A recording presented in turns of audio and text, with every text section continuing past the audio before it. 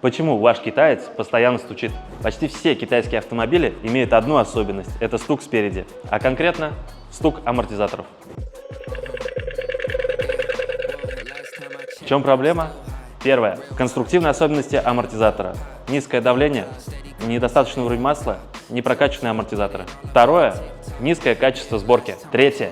Подделки или неоригинальные запчасти. При обычной диагностике этот стук определить сложно. Придется дефектовать или менять ненужные детали. На вибростенде вы четко слышите стук, так как ходовая в момент проверки находится под нагрузкой. А если вас беспокоят стуки в ходовке, приезжайте к нам на диагностику на вибростенде.